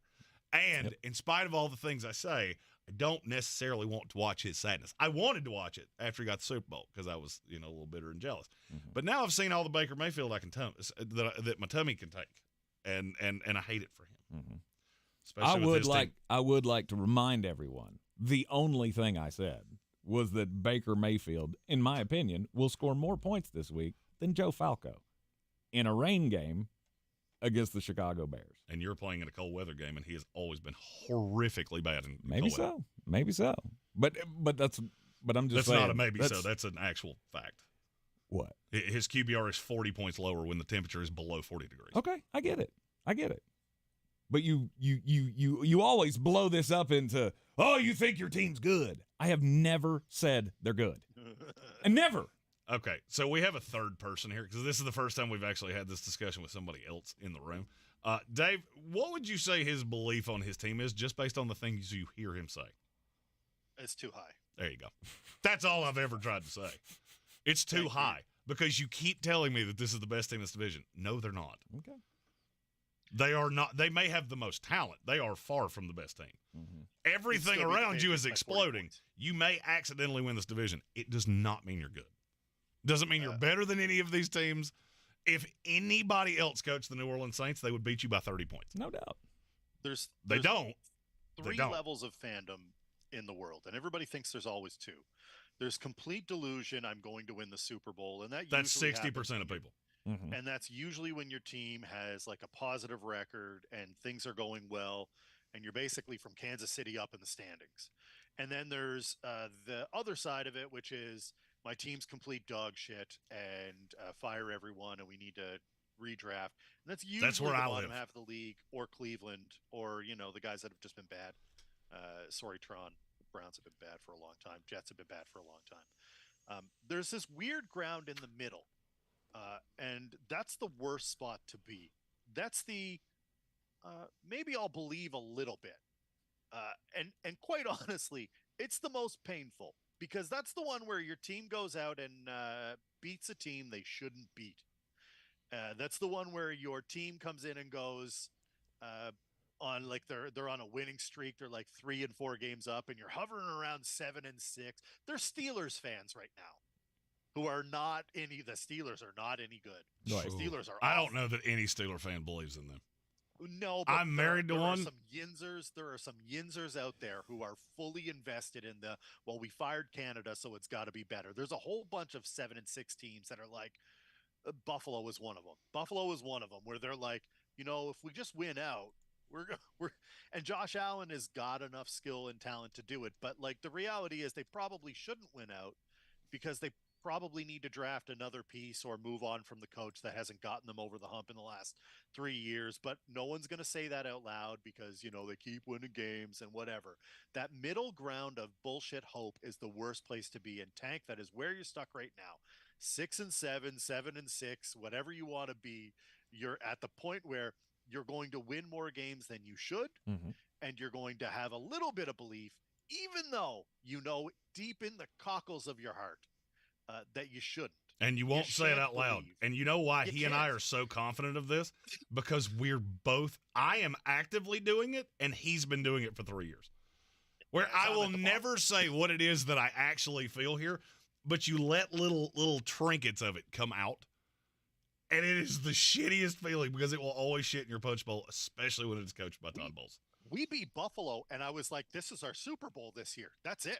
I'm doing it right I don't care now. about anything else. I fully believe we are going to beat the Miami Dolphins today. Aaron Rodgers is going to come back. We are going to skullfuck the Washington Commanders. And then we're going to be sitting there with probably and don't ask me how this is going to happen because I don't know, with our fate in our own hands. I have gotten everything that I want. We look like the team we were supposed to be, and we shit on ourselves. I know that's how this is going to go. Almost unequivocally, I said this 2 weeks ago. Mm-hmm. Before the Houston game ever happened, I called my shot on this. I am 2 of the 5 legs through that parlay. Miami is the 3rd leg. Everything I needed to happen yesterday, sans Cincinnati, happened. Cincinnati lose tiebreaker to everybody. If anybody was going to win, that's the perfect one. Because all I need you to do is have another Jake Browning game or make the playoffs. I don't really care. It doesn't really matter because I don't have much faith in any of those 3 teams. It's a full tank intervention here. We're just looking out for Oh, you, yeah, because where I'm at right now sucks. Because there is no shot that I don't get shit on sometime in the next 4 weeks. The only question is, do I get shit on by Zach Wilson or do I get shit on by Aaron Rodgers? Because Aaron Rodgers would be so much worse. That would be the jettiest. Which is why I'm so confident of it, because the Jets will always shit on you in the worst way humanly possible. Which is why us employing Todd Bowles was the most jetty thing we could have ever done. We cast this loser dickhead on the entire NFL. Because everybody knew who he was. Then we hired him, and Bruce Arians just got a hard-on for him. Mm-hmm. The Joker with a full PPR pick 1. Devon Achane with an injury. Chuba Hubbard, Jerome Ford, Calvin Ridley. Raheem Mostert is his RB1. I have a weird feeling about Jerome Ford today, and I can't tell if it's me talking myself into that. I'm probably leaning Ford and Ridley out of one of those, and I think it's Ford slightly ahead. Agreed. I would say Ford. Chuba Hubbard is he's empty calories. It's empty calories. We had 2 of these, by the way. I'm your huckleberry. Stone Sports Podcast said, you know the drill. We're going to need a Teddy parlay. Working on it. Yep. But somebody remind me so I don't forget, and we randomly go away before I say it out loud. I'm your huckleberry. And Stephen Tao said, pick one, Gase or Bowles. You have to take one. Ooh. I mean, I guess I'll take Todd Bowles. I think he's been better than Adam Gase.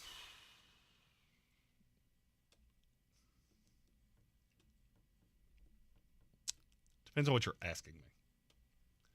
To be my head coach, I'll burn the franchise. I'll just set it If on I fire. have to win a game, I would probably go Adam Gase. Really? I would probably go Adam Gase. The problem with him was that was I could write a book on the dysfunction that happened when Adam Gase was there, and not all of it was his fault. Most of it was, but not all. Do There I was get a- Peyton Manning at quarterback? There was a weird Adam power Gase. struggle going on there. It was all bad. Let me just put it that way. It was all bad. I'll take Adam Gase with Peyton Manning at quarterback. He also had There you the go. worst GM the Jets have ever had, which is that is a lofty fucking bar. Trey McBride or Raheem Mostert in the flex? Ooh.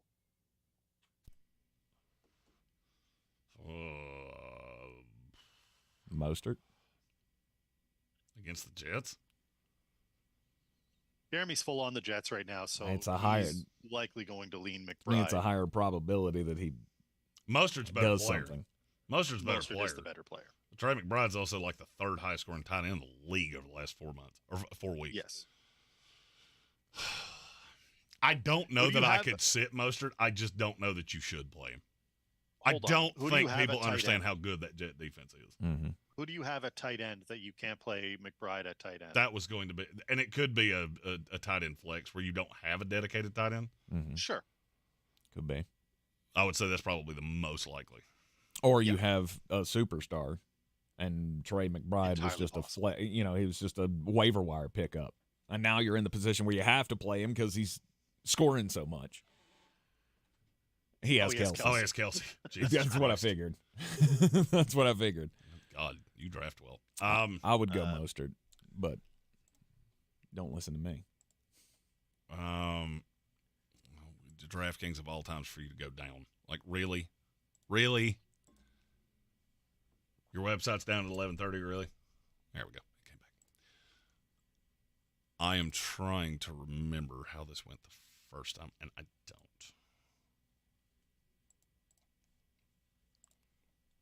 Talk amongst yourselves. Soaring Eagle. Here's an love IDP these. question. Yeah. Yes, love let's go. these. Kenneth Murray, JOK. Micah McFadden at linebacker 4, JOK. I would say JOK today.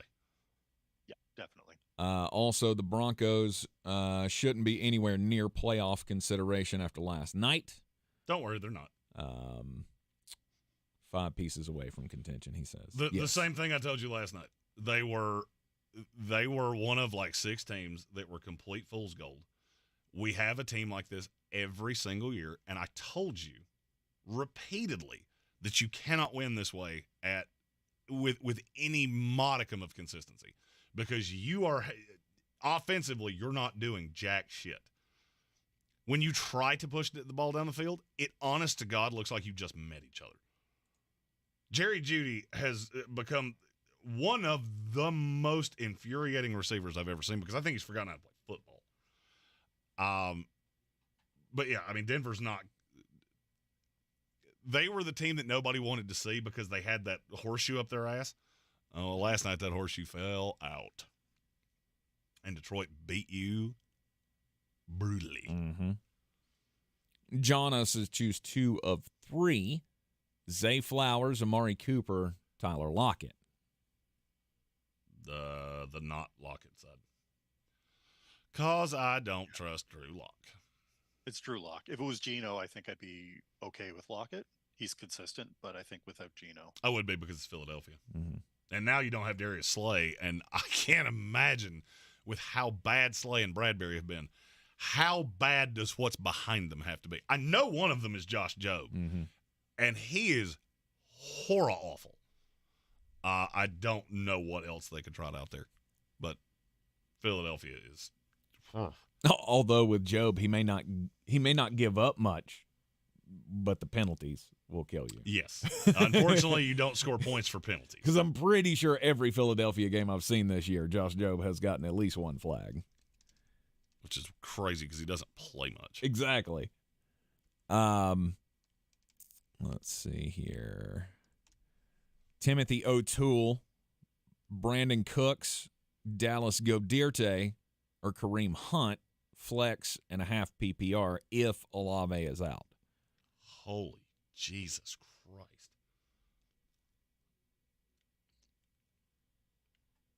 Sorry, I looked up something on Josh Job. Asked, what was the question? The question was Brandon Cooks, Dallas Goderte, Kareem Hunt in the flex and a half PPR if Olave is out. So Olave's in that spot. If he's out, do we go Cooks, Goddard, Hunt? I would go Cooks. All right. I just looked up the most penalized players in the NFL. Yeah.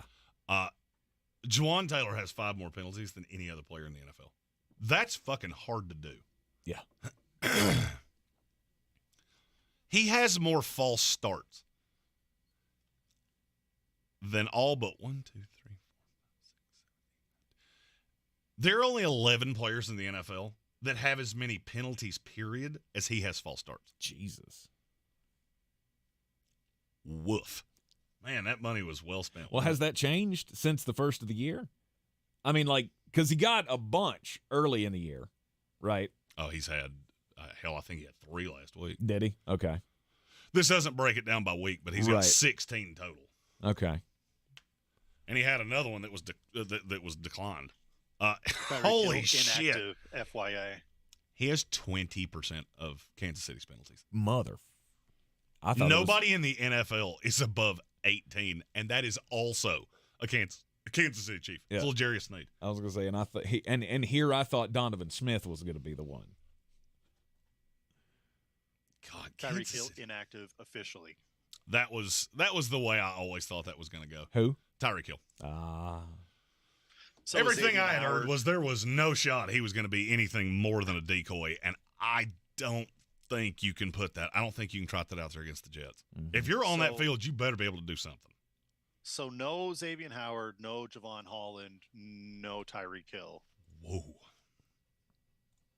But Liam Eichenberg is up, so it's probably better than the guy you signed 15 minutes ago. Yes. Not by much. Not by much. God, that Miami team is killed. Mm-hmm. Yeah, they're good. I'm just curious if that moves the line at all. Vita Vea is up for you. Well, that's good. That's good news. that is helpful for sure. Anyone that had thrown a Mac Hollins dart throw, he is inactive. And you should really thank the universe for stopping you from doing that, because that was not going to go well. That wasn't going to be good for you. No. PPR, Devin Achane, or Breece Hall? Chris Olave's down too. Crip Tunes. That's the only Saints inactive we have is Chris. It's just Chris Olave. It's him by himself. They actually just put out a piece of paper that went, Chris Olave's not going to play. Yep. We don't know what else yet. We'll get back to you. And nothing else matters. Achane or Breece Hall. I'll go Breece Hall. Reese. Which means you should probably play Achane, because I don't think I've been right on Breece Hall more than like 2 times all year. Yep. Last week I screamed, don't play him, and he was the 3rd highest scoring running back in the fucking league. Hey, we get them wrong sometimes. Oh, yeah. It's called football. That was what I wanted to see. If the Tyreek Hill news had changed that line, because I bet you it did. Well, I think it was at 9 yesterday or Friday. Was that It was eight? And I Nine. think it's down to 8. It was down to 8 this morning. Yeah. And I'm just And curious. it probably moves again. Down to 7.5. And trending downward. Mm-hmm. I mean, do I have to be the one to say it? Jets plus 7. Jets plus 7.5. Jesus Christ. Jets plus 7.5. I'll be the one that says it. That Trust should me, be I your know that's first bad words instinct right that now. it's going wrong. That's going wrong. Mm-hmm. Jettiest thing ever. No, the jettiest thing, again, you fail to remember. I've been doing this for 30-plus years. The jettiest thing is that they will give you hope. And beating a shit team with no receivers is not giving you hope. Mm-hmm. That just tickled the taint of hope. That spit on its finger and gave you a little rub. That's it. Just a little. No, we need full-on penetration of hope, which is dog-fucking the Miami Dolphins with no Tyreek Hill. Then you get Washington next week, and Aaron Rodgers comes back. And and I'm telling, Tank can attest to this. I said this was coming 2 weeks ago. Then, oh, shit, is this the sleeper team in the playoffs? Then they play Cleveland. They somehow managed to beat Cleveland. Don't ask me how they do it. I don't know. And that last week of the season against the New England Patriots, who you haven't beaten in 15 games, and they suck dog shit, you find a way to lose. And that's what knocks you out of the playoffs. Do you know how many times the Jets have done exactly what I just said? It's 4. 4 times. 4 times they have done exactly what I just said. No Christian Watson today. Nope. He's the only Green Bay inactive. Oh, so they did the Chris Olave thing of Yep. He's not going to play. Yep. We'll get back to you with the rest. No Jeffrey Simmons for the Titans either. Oof. Which is weird because didn't A.J. Dillon just have surgery? Didn't he break his hand or broke a finger or he had the same thing that Herbert did or similar. They were like, anyway. the rest. Yeah, broken thumb. Broken thumb. That's what it was. Yeah, broke his thumb. And what I was reading was that there was probably not a good chance that he was going to play this week. And then Aaron Jones is just coming back from an injury. Yeah. But did you say he's not going to play? Or they you were said both he was questionable earlier. Yeah. He's not on the list. He's not on the list, so. Well, I mean, they only have one player on the list. So you're going to get a full list here in a minute. Right. How you do that? How do you have one guy on the list? I don't know. I've always wondered that. Like, you have to submit that. And this happens every week that we get a team that has a guy. I feel like I thought the rule was you had to have your inactives in by a certain point. 11:30. And maybe there's just an intern that's entering them, and they entered one, and then they got distracted by something, and now they're like, oh shit, I got to put the rest. Right. I'm going to ask that question because I've been curious about this for weeks. Because this never used to happen, and now it seems like it happens every single week. And it's almost always, you call me a conspiracy theorist here, and I am. It's almost always a guy that is fantasy relevant. Mm-hmm. Anytime you see that one-off guy, it is always a guy that's fantasy relevant. Mm-hmm. And I'm not, whether I can get somebody to admit to me that that's what they're doing. A.J. Dillon also on Green Bay's list just added. There you go. Oh, is it just it's just the two of them. Sweet. They're doing it one at a fucking time. It's just like 80 faxes coming in all from Green Bay. Green Bay is sending in their inactive list with Morse code. Yeah. Just sending it one at a time. They have General Andrew Luck, who's, dearest Violet, I hope these inactives find you well. It has been a harsh winter here at Green Bay, and we only can get communication out this way. Arthur James Dillon will not play. Stop. We had to slaughter. His ankle is fucked. Stop. We had to slaughter Peaches. She was a good cow, but we've been living inside her since last Thursday. Let's see here. Soaring Eagle says, no Xavier Howard, no Javon Holland, no Tyreek. Translation, the Miami Dolphins are DED dead. Yep. Mm-hmm. The no Javon Holland thing is the biggest one of that. Yes. By the way, we were talking about Raheem Mostert earlier, and you were poo-pooing the Jets. If you take away one horrible busted coverage where the Jets had done, because the Jets rotate defensive players out, so every once in a while you'll get a snap where they have 7 backups on the field. Well, Miami did that, and they sped it up and made that group play a second snap. On that second snap, he ripped off a 34-yard run. Do you know what he had on the other 19 carries he had in that game? What's that? 19 carries for 60 yards. And that was with Tim Boyle. Mm-hmm. It ain't Tim Boyle anymore. I'm not saying he's a great quarterback, and I'm not saying he's going to do what he did last week. I'm just saying there's some fuck it in this kid of What are they going to do? You don't have any alternatives. So the kid can come in here and play as loose as he wants to. He doesn't have to worry about getting benched because you're not sitting him back down. And that defense is fucking evil. Mm-hmm. No Keyshawn Booty, no Juju Smith-Schuster, no Ramondre, which means hammer your Pop Douglas. And because Ezekiel he's the Elliott. only one you have. Yes. Hey, one of the Jets inactives is a player I've never heard of before. That does not happen very often. Interesting. Marcelino McCrary Ball. Loss. Just write it up. Just going to lose just because of that. Just because he's inactive? Yeah. I mean, I don't know how your game plan survives. How it survives the linebacker I've never heard of not being up. I didn't even know he's on the 53. Doomed. You're doomed. It's no chance. Let's see. Now we have Green Bay's full inactives. No A.J. Dillon. No Jair Alexander. No Darnell Savage. I went full Pat McAfee there. Why don't you just go Savage? No Savage. Savage. Tell us about safety digital suction. Yeah, safety suction. Darnell Savage is the definition of safety suction. Samori Toure. Oh, shit. No Nico Collins or Will Anderson for the Texans. Mm-hmm. Ugh.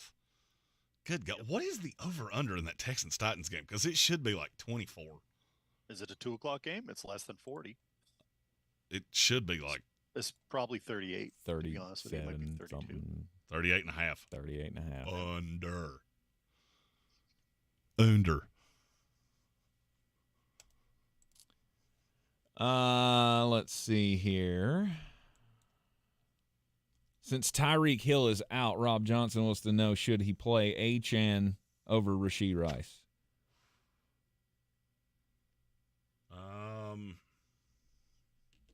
I like Rashee Rice a lot today. I do too. Also, should he play the Rams defense over the Cowboys defense? Rams against Washington, Cowboys against the Bills. No, that defense sucks. That to me is the shootout of the day. Hell, I want a piece of Washington. I just don't know what it is. I know who I want it to be, but I don't want to say it out loud. It's that one that you've always had a fucking that weird, guy. Stupid fixation. Yeah. He's the only running back on the team. That's true. Brian Robinson's out. So Antonio Gibson might get some play today. Might. I mean, if you're going to play 4 Rams, you should probably have a piece of Washington. Mm-hmm. I mean, unless you think that game's going to end up being 40-6. It's not. It's not. Do you guys want to hear a fun story about a linebacker who's always on the inactive report? Of course. Do y'all remember Blake Martinez? Yes. He's so Pokemon guy. Well, not anymore. Blake Martinez left the NFL to sell Pokemon because he had money and could buy all the rare shit.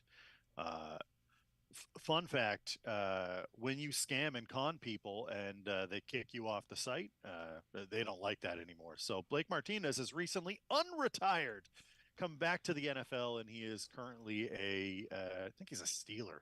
They signed him off here. They Panthers practice squad, which, LOL. Blake Martinez, noted con man. He hired a bunch of people and they were scamming people while they were selling Pokemon cards, which is why he is no longer selling Pokemon cards. Got called out. The whole community banded against him, booted him off the sites. And noted con artist, Blake Martinez. Armchair, are you don't do crimes. Are you a Pokemon? I am. Yeah. A Pokemon. I appreciate things that make me money from my childhood.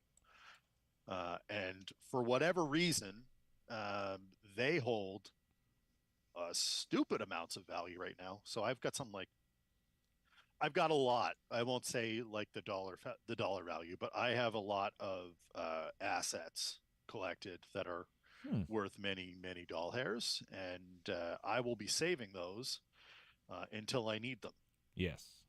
Good job. Also have Hot Wheels because toys are hot as well. That's because you got a lot of value in the Hot Wheels. The ones that I have, yeah. Yeah. They're rare, like rare ones. Like super the treasure old hunts and school stuff. metal ones? No, they're like limited print run. They all have like their special paint and stuff Yep. on them that you got to go digging to find them, and now it's impossible to do. But yeah, Gotcha. Yeah. Okay. All right. Toy collector, along with all of the other things. I am a man of many talents, including hosting the Ocho Wednesdays at 8 p.m. Yes. Which appreciate you guys dropping in occasionally. Thank you very much for that, and thanks to the house for always supporting us. Dubs and I enjoy it immensely, and we talk hockey. If anybody wants me to start doing hockey bangers on there, let me know if that would encourage you to come on. I will absolutely put together DFS hockey lines. We just haven't had any interest in it, so I haven't done it yet. You should always put out bangers. I will be putting out Russian table tennis bangers. I can give you hockey bangers later today. You can't. Here's the thing. We need inactives for football. You need starting goalies for hockey. Yeah. You can't build a lineup without a goalie, and until you know who's in the net, you can't do shit. So you usually got to wait until there's at least a couple confirmed, and you can feel safe about it. Otherwise, you're starting a guy that's not playing. That will get you 0 points. Let's answer these bottom questions, and then I have to tell a story that David just triggered in my head. Excellent. All right. Let's see here. Pop Douglas or Brandon Cooks, with the Pats news coming out about all the other wide receivers. I am completely biased. And I love Pop Douglas today, but be smart and play Cooks. Yep. Defense, Jets or Ravens? Jets. Yes. Mm-hmm. I think by quite a bit. ZA215 wants to know, with the loss of Tyreek Hill, does he start Noah Brown or Romeo Doubs since Watson is out? I like Noah Brown today. That Tennessee secondary sucks. Mm-hmm. There's just a lot of mouths to feed in Green Bay. And I feel like Doubs has gone down the pecking order. Yes. A player we have not mentioned today, Tucker Kraft. Like him a lot. $3,000 on DraftKings. Do with that information what you will. Tommy DeVito or Kyler Murray? Kyler Murray. Yes. Kyler Murray. Yeah, Tommy DeVito is not good at football. And there is a week coming where, I feel like we're all forgetting. You do know that his first start, he had less fantasy points than I did. That was a start. He came in the first quarter. Right. He's bad at football. Yes. He does score some fantasy points because he runs a lot. But I actually like Kyler Murray today. I know that sounds weird because they're playing San Francisco. But I hate James Conner. So I would say Kyler Murray is responsible for no less than 90% of the yards the Arizona Cardinals are able to put on the board today. Yep. Go ahead and tell your story there. So we've always had ideas of doing trivia things around here. I was listening to Dan Patrick the other day. And he asked a question, and I cannot remember. It was about a Browns quarterback, and I don't remember what it was. But it was a bad thing. He asked the question, and without skipping a beat, I went, Spurgeon win. And that was right. And I went, oh, yeah, we should do trivia things. I'm in for trivia. I'm all the way in. I want to play did you ever see the show Beat the Stump the Schwab on? I absolutely did. Yeah, I loved that show. It's a great show. And I think we should play something like that here. Now you get me away from football, gnarly in a heartbeat. Pretty good with basketball. I'm not good with basketball. That's way out of my depths. Hockey, I will crush you. Hockey, I would be completely worthless. Solar Bears. The Solar Bears. That's your answer. Makachev. Is that a guy? Is that a thing? Did I do a thing? Close enough. That's it. Yeah, Tank convinced me to watch a UFC fight last night. And 10 minutes later, I was so pissed off that I went, I'll never watch it again. It was your boy, so I figured you got to watch Wonder Boy, and then he put on one of the worst shows ever. Because he's real thin. Mm-hmm. He's real old. Mm-hmm. Yeah, he got handled, unfortunately. Thought it was a good card. a good That night. was the only fight I watched, and I vowed I'll never watch another one. Because the one fight I saw went, this is dog shit. Yeah.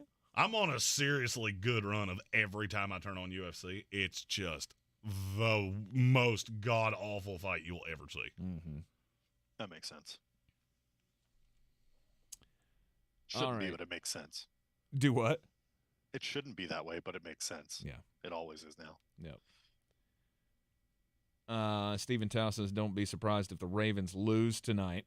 Historically, they lose to Jacksonville, especially in Jacksonville. All right. Richard Hoffman says, Jeremy, I may have already asked this, but would you have had Dylan Gabriel drafted if he declared this year? No. If I did, he would have been late. Mm-hmm. He's really small. I think he's 5'11", and he doesn't have the it's one thing when you've got physical tools the way Bryce Young did. He's such a system quarterback. I mean, I think he has a place maybe in the league, but he's a college guy. Now, I like him going to Oregon. Yeah, I feel like he would be one of those guys that ends up 6th, 7th round. Yeah, like Max Dugan. Yeah. You hear the name and go, oh, yeah, I remember that guy. Yeah, he spent a lot of time in college. By the way, I have to ask this question because I feel like you would know. Did Kirby Smart show his dick to somebody? Why is every player on your team in the transfer portal? It's not every team. You have 21 guys in the transfer portal. It's Really? the most of anybody in college football. It's not even close. Wow. The last What top did you 75 do? list I saw, you had 8 guys. 8 of the top 75 transfers came from Georgia. Yeah, I've never seen anything like it. Off the top of my head, the only thing I can think of is these are guys that are going to get replaced in the starting lineup or feel like they can make money somewhere else. I don't know. I mean, we generally have a few every year. I mean, like Jermaine Johnson transferred because he didn't get playing time there, went to Florida State, became, Yeah, but I'm not saying they all do that. I'm just Yeah, but some of these guys are like, they get legit playing time. Mm-hmm. One of them was an all-SEC guy. Dumas Johnson, the linebacker. Yeah. That was a bit of a surprise of why, That was the why one are you that doing that. He was the one that got me looking into it. Burton did the same, like Jermaine Burton doing the same thing, jumping from Georgia to Alabama. I didn't really understand that I at always the thought time. that was probably a money thing. It probably. So Dumas Johnson may be the same thing. I don't know. Alabama is notorious for, hey, we need a guy. Hey, go get that guy that we've already seen. Yeah. So I just I thought don't it was know. bizarre. I don't think it's a big problem. I think it's you've recruited this well, and now this is how the game goes. If you're going to recruit this well and you're going to get all the 5 stars, just be ready for them to enter the transfer portal when they don't play. The signing day is, we should call that the Florida State-Georgia Invitational. Yes. I think there are like 20 guys in the top 100 that are still not committed. I think 2 of them don't have Georgia and Florida State in their final 5. Mm-hmm. And by the way, our bowl game will be 100% unwatchable. No doubt. Because he has 21 guys in the transfer portal. We have like 9. Mm-hmm. And we will probably have 20 opt-outs. Exactly. And they may have 20 as well. But if you're good, you'll beat Georgia. Yeah. He's gotten to hear me bitch about this. Well, I see it all the time as well. Like, of course, on the Georgia fan pages, they're all talking about, well, we'll see how good Florida State is. No, we won't. We won't. You'll see how good Florida State's backups are. By the way, did you hear the story about Minnesota? What about them? They had to pay their third-string quarterback $30,000 to play in the bowl game. Really? They didn't have a fucking quarterback on the roster. Nice. Didn't have one. And had to pay him $30,000 out of their NIL fund to get him to stick around for Good another job. game. Because I think he's already in the transfer portal, but they paid him to play in some bullshit bowl against like Miami of Ohio or something. Awesome. I read that story and went, oh, that's where we're at. It's even worse than I thought. Michael Meadows wants to know, does Hurts play on Monday night? It's apparently worse than I thought. This game got flexed. Mm-hmm. So this was originally a Sunday game. Yes. And they flexed Kansas City, New England. Mm-hmm. Makes sense. And Schefter basically said if it had been today, it would have been highly unlikely that he played. It gives him a better shot tomorrow, but it doesn't look like he's going to. Which is weird. Which explains why that number is so low. Right. Bradley. I think it should be higher than that, even with Marcus Mariota. But that's just me. Bradley Presley says 15-game parlay against the spread, and I got the 3 right yesterday, and he needs more luck today. I would say that's Tutty a lot of parlay. luck. Bro, you hit Tutty a 15 leg. parlay. You hit a 15 leg parlay. We'll shout it out on the show. You just send it to me in a message. Don't forget, did you give the Tutty parlay, Jeremy? Oh yeah. Good call. Just where we're about to get out, and we're Yep. 4 minutes from go 4 minutes from an hour. Sorry, an hour and 4 minutes. I was about to say, oh shit. No, Our clock is wrong. That's my bad. No. No. Okay, let's see. If I were a betting man, I would say a Taysom Hill touchdown is pretty likely. I will say nope, not touching that one. Nope, not touching that one. Bijan Robinson. I'm tempted to say Bijan Robinson and Tyler Algier from the same freaking game. Oh, God, not touching that. You're going to hear me say that a lot in the early games. Because they suck. Jerome Ford. Mm-hmm. Go Rashad White. Mm-hmm.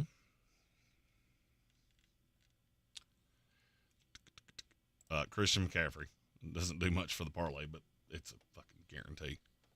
He didn't score last week. He's going to score this week. Kyron Williams. CeeDee Lamb. Yeah, I'll go with those. 7-leg parlay. There you go. $5 pays $540.35. CeeDee Lamb, Kyron Williams, Christian McCaffrey, Rashad White, Jerome Ford, Bijan Robinson, and Taysom Hill. And there we have it. And if you really want to really want to live dangerously, let me get back up to it. Jets defense. You add the Jets defense to that, and now it pays $6,500. Ooh, fun story. The last 4 times Tua Tagovailoa played the Jets, the defense scored a touchdown 3 times. Really? Including the last one where they got skull-fucked. Nice. All right. Seeing no more questions, no more fantasy questions. Stone Sports Podcast did want to know, did you switch douche flutes in the middle of the show? I did. Have to. Yeah, me too. I have a red one, and I have a pineapple one, and I have the watermelon Bubblicious. So many flavors. Which is lovely. But one of them has menthol and one of them doesn't. That's right. I was a menthol cigarette smoker, so I need at least one douche flute with menthol. All right, Armchair. Always appreciate you taking out the time, hanging out with us on a Sunday morning. Always. Best of luck to all of you in your fantasy doings today, whether you're in the playoffs in a season long or whether you're in the playoffs of the battle for the belt or just, trying to win some big cash on the DraftKings. Before we get out of here, I want to impart a lineup to the peoples. Because I want somebody to play this. Solely because I can't change any of my lineups, but I was doing the old tinker thing. All right, name it. I'm going to put it in. All right. I got to build it. The quarterback is Jordan Love. Okay. I am stacking him with Tyler Kraft and Jaden Reed. Tucker Kraft. What'd I say? Tyler. You said Tyler. Oh, I was looking at Tyler Higbee. My bad.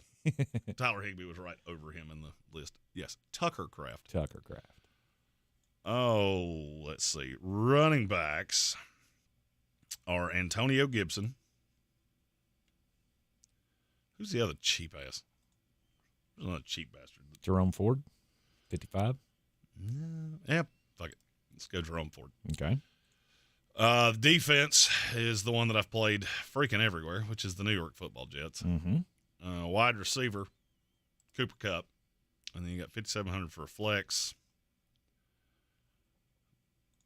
Which one do I want to play here? Let's go Terry McLaurin. In the flex? Yep. Okay. We're missing a wide receiver, are we not? You're missing 2 wide receivers. Reed, Lamb, Kupp, McLaurin. Reed. I had Reed. I didn't have Lamb. There we go. Yeah. All right. I think CeeDee Lamb's going to go fucking nanners today.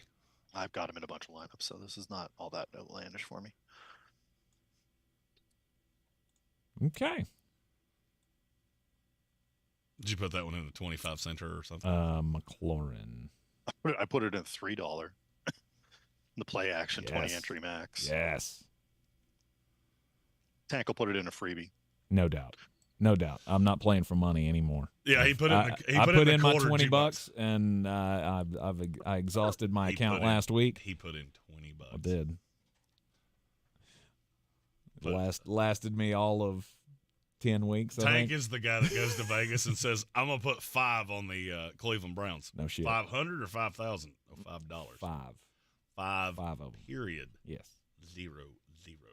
Yes. Dull hairs. $5. Not a big. You got to play to win the game. That's right. That's right. Oh yeah, I'm playing to win the game today. Mm-hmm. All right. That'll be it for today's program. We'll be back with you to recap all of the weekend action tomorrow, right here in the Ingles Studio, ESPN Asheville, at noon. Until then, enjoy the football. We'll see you next time.